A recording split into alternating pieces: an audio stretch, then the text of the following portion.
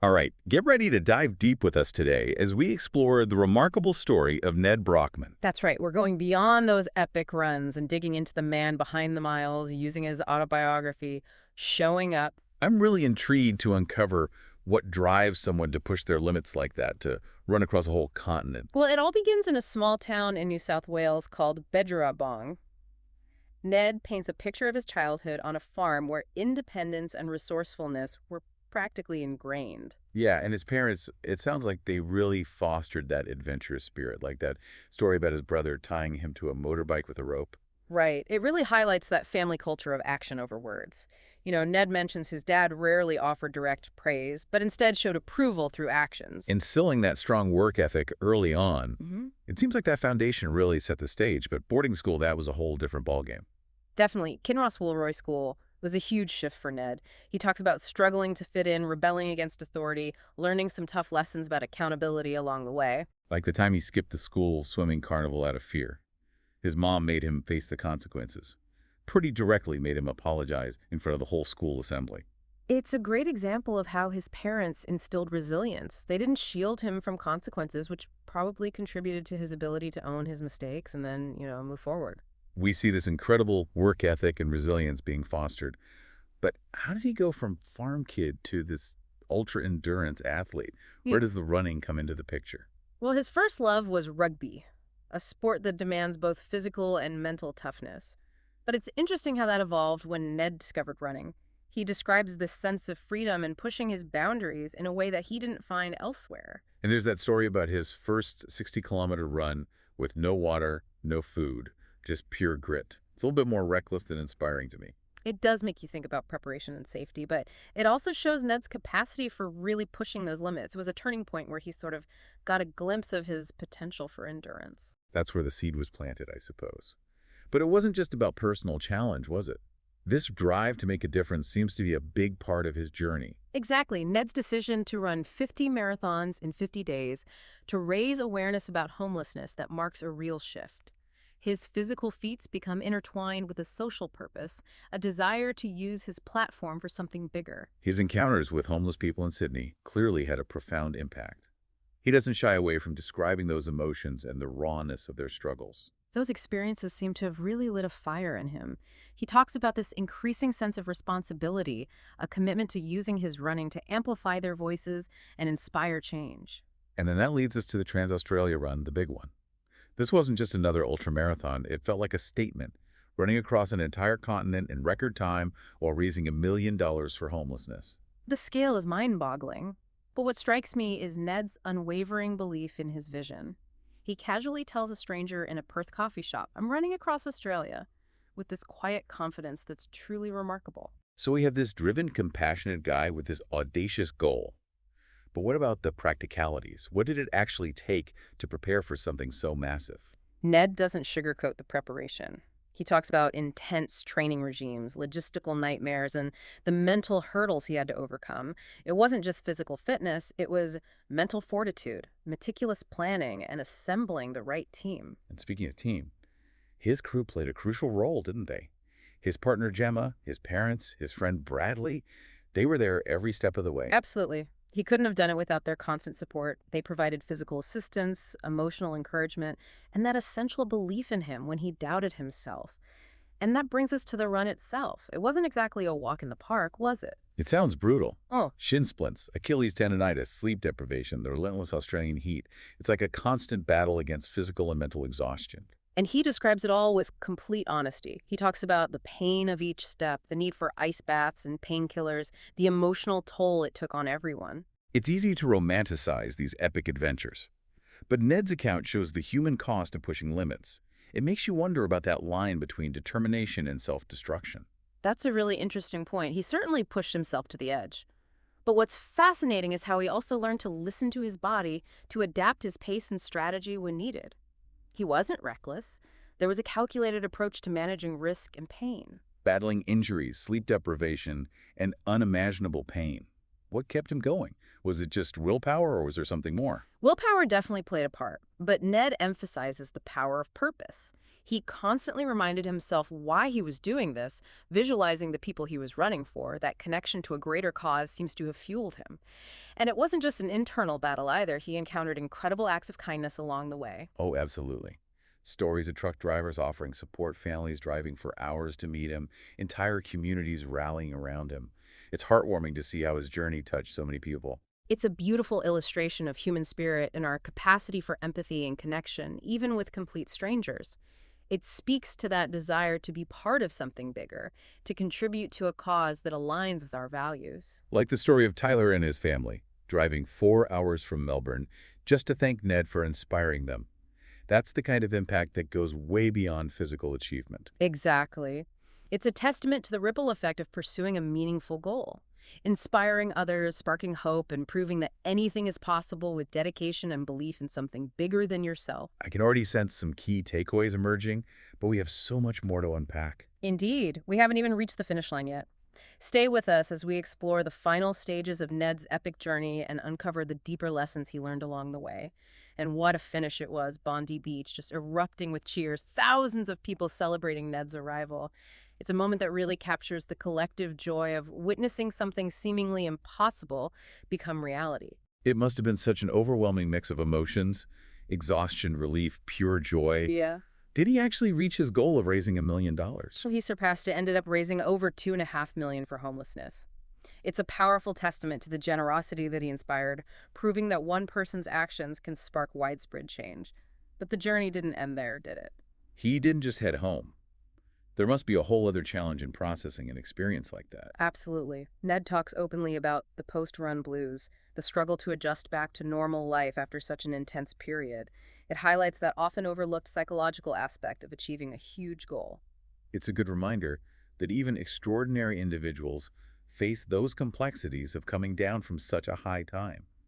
Did he find a way to channel that energy, that drive into something new? He did, but not without challenges. He talks about wrestling with motivation, questioning his identity beyond being an ultra runner. It's a struggle many can relate to, figuring out who you are when the spotlight fades and the big goal is achieved. But instead of giving in to inertia, he seemed to use this period for introspection. So what did that look like? Did he jump into another extreme challenge, or did he take a completely different path? A little of both. He kept pushing his physical limits, exploring new types of endurance events. But he also put energy into advocacy work, public speaking, mentoring young athletes. It's like he recognized the importance of having diverse pursuits, finding fulfillment in different areas of life. Makes sense. It's about finding that balance between personal challenges and contributing to something bigger. Did he ever express regrets or doubts about the choices he made? He acknowledged the sacrifices, the impact on relationships and his own well-being, but ultimately he seems to have found peace with his path. He gained valuable lessons about resilience, purpose, and the importance of connection, lessons that go beyond any specific achievement. And this brings us back to the question we started with: what can we take away from Ned's journey as listeners? Exactly. We've unpacked his story, but how do we translate these insights into our own lives? What are those takeaways that we can apply to our own goals, challenges, and aspirations? Well, for one, Ned's story shows us that achieving the extraordinary isn't about being superhuman. It's about having a resilient mindset, embracing discomfort, and aligning actions with a purpose that truly motivates you. It's about finding your why, that thing that keeps you going when things get tough. Yeah. And it's not just about individual grit either. Ned's story highlights the power of community, of surrounding yourself with people who support your vision. Exactly. His crew was vital to his success, offering practical help, but also emotional support and unwavering belief. It reminds us we don't have to do it all alone, that seeking support and fostering those connections can empower us to achieve great things. What about the doubts, the inevitable setbacks and challenges that we all face? How did Ned deal with those? He saw them as opportunities. He learned to listen to his body, adjust his approach, and see obstacles not as roadblocks but as stepping stones. It's about developing that mental flexibility, the ability to adapt and persevere even when plans go awry. So it's not about avoiding challenges, but equipping ourselves with the right tools and mindset to navigate them. Precisely. And lastly, Ned's story emphasizes the impact of aligning your actions with something bigger than yourself.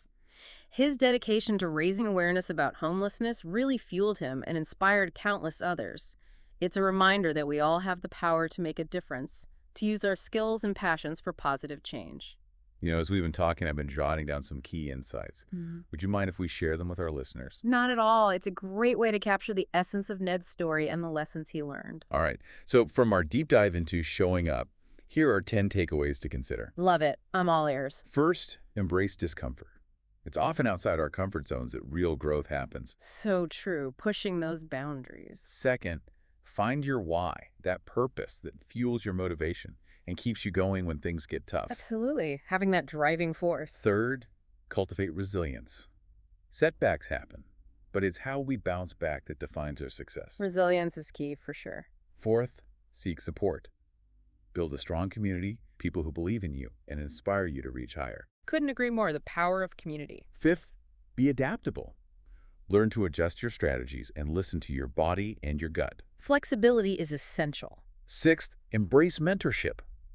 Seek guidance from those who embody the qualities you admire, those who can help you unlock your potential.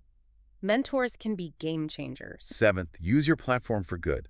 Leverage your skills and influence to make a positive impact. Making a difference is so important. Eighth, find fulfillment beyond external validation.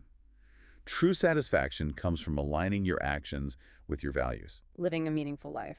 Ninth, embrace the journey, not just the destination.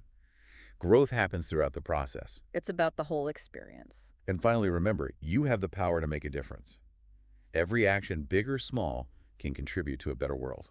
Beautiful. What a powerful list. We've seen Nedd conquer this unbelievable physical challenge, raise millions for a cause he's passionate about, and connect with people in a way that goes beyond the sport. But what happens when all the cheering fades away? How do you find that sense of purpose after achieving something so huge? It's a common question for high achievers, and Nedd doesn't shy away from exploring it. He talks about this period of readjustment, almost a feeling of emptiness after the intensity of that Trans-Australia run, like a come down from a prolonged adrenaline rush. It's like finishing an amazing book. You're left with this void, wondering what to do next. Did he find a way to navigate that transition? To find a new direction? He did, but it wasn't easy. He talks about grappling with motivation, questioning his identity beyond the ultra runner label. It's a relatable struggle figuring out who you are when the spotlight dims. But instead of letting inertia take over, he used this time for introspection. So how did that manifest? Another extreme challenge or a totally different path? A bit of both. He continued testing his physical limits with new endurance events, but he also focused on advocacy, public speaking, mentoring young athletes. It's like he understood the value of having different pursuits, finding fulfillment in various areas of life. It's about striking that balance between pushing yourself and contributing to something bigger. Did he ever express any regrets? Any second thoughts about his choices? He acknowledged the sacrifices, the toll it took on relationships, and his own well-being at times. But ultimately, he seems at peace with the path he took. He learned so much about resilience, purpose, and connection lessons that go beyond any single accomplishment. Which brings us back to our initial question. What can we as listeners learn from Nedd's incredible journey? We've explored his story, but how can we apply these insights to our own lives?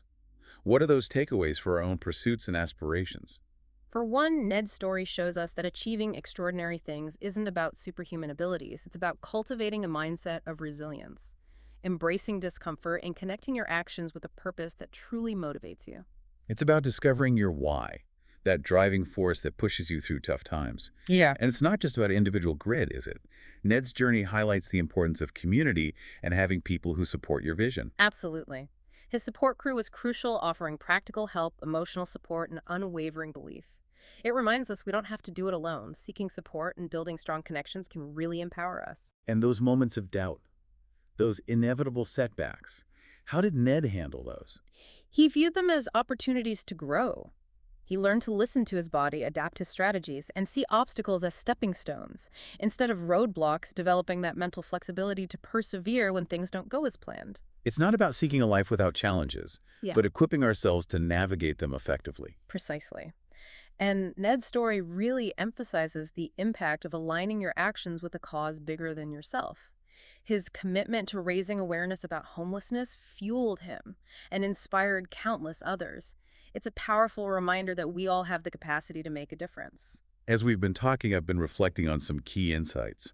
Would it be all right if we shared them with our listeners? Of course. It's a great way to summarize the essence of Nedd's story and the lessons he's learned. All right, so from our deep dive into showing up, here are 10 takeaways.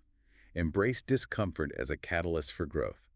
Real transformation often happens when we step outside our comfort zones. Makes sense, pushing those boundaries. Find your why, that purpose that motivates you and helps you overcome challenges. Having a driving force is crucial. Cultivate resilience.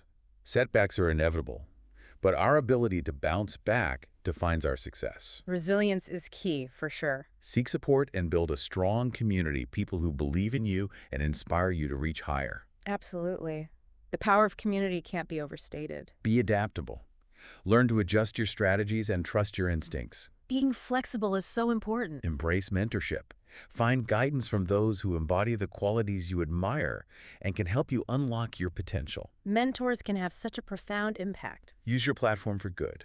Leverage your skills and influence to make a positive difference. Making a difference is what it's all about. Find fulfillment beyond external validation.